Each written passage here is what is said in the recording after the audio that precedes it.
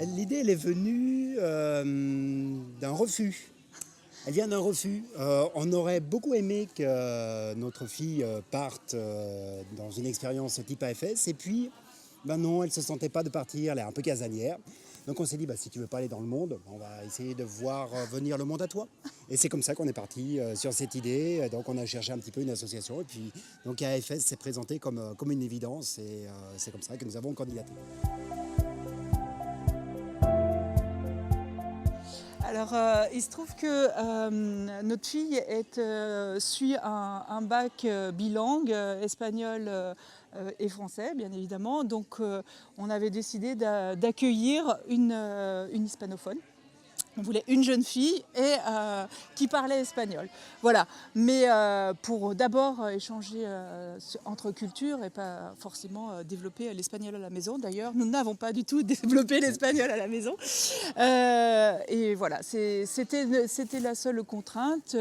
Les deux seules contraintes, une fille hispanophone. Et il y a eu on a eu 2-3 propositions. D'ailleurs, je crois que Sarah n'était pas la première à avoir été choisie, mais on n'est pas déçus. Voilà. Loin de là.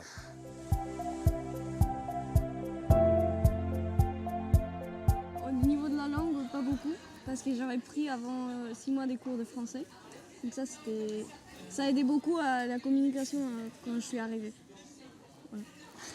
Il y a eu 15 jours en anglais, mais qui était presque plus du franglais que de l'anglais, à vrai dire. Voilà, on complétait. Donc, Puisque nous, on ne parle pas du tout espagnol. Voilà, et notre fille parlant un peu espagnol, avec les 3 langues, on s'est débrouillé. Mais au bout de 15 jours, on ne parlait que français à la maison. Et de toute façon, tu as commencé le lycée dès le lendemain de ton arrivée. Donc au lycée, c'était en grande partie en français, puisqu'il y avait quelques cours en espagnol.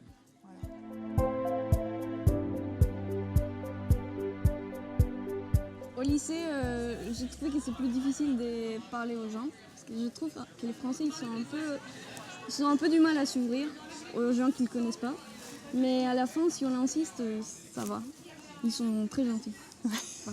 Et alors l'anecdote, c'est que certains lui ont parlé pour la première fois quand elle a mis le maillot de foot de la Colombie en classe, parce que c'est traditionnel de mettre le maillot de foot quand il y a match et quand la Colombie joue. Et les garçons sont venus lui parler, notamment.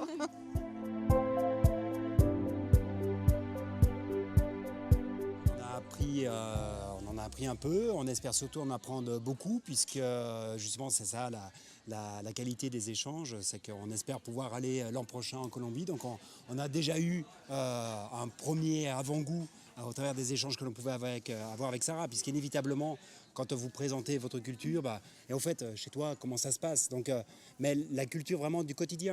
C'était ça la richesse de cet échange. Donc grâce à Sarah, on a déjà eu un premier aperçu quand même plus qu'un aperçu, et qui nous a donné envie d'aller en voir beaucoup plus l'année prochaine. Alors pour nous, c'était assez bousculant en tant que famille, parce que bousculant n'existe pas en français, mais bon. Parce que au-delà de l'ouverture sur le monde, qui est quelque chose qu'on essaye de pratiquer un maximum, mais c'était notre première expérience d'accueillir vraiment sur le long terme une jeune étrangère à la maison. Eh bien en fait, au sein de la famille, ça réorganise complètement les relations. Donc c'est très...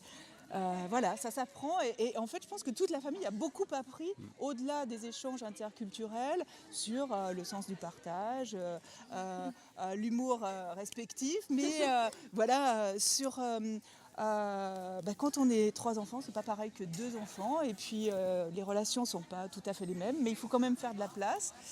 Oui, je pense que ça c'était très très positif. En tout cas, moi je trouve que c'est une expérience pour la famille extrêmement enrichissante, parce que justement ça challenge un peu au quotidien, et ça permet de sortir du cadre confortable, et voilà, d'apprendre à connaître autre chose au-delà de la culture différente. Ouais. C'est vrai que c'est un moment de partage quand même assez rare, assez fort, parce que Vous êtes engagé pendant 1 an à accueillir quelqu'un, vous ne savez pas non plus si l'échange va bien se passer, comment vos enfants eux-mêmes vont accueillir et partager un peu l'affection de leurs parents.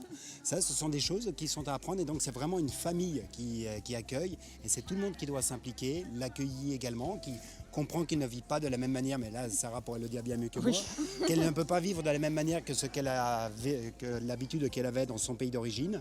Donc c'est ça la richesse de cet échange. Tout le monde est vraiment gagnant à l'autre, en fait, à se confronter à l'autre.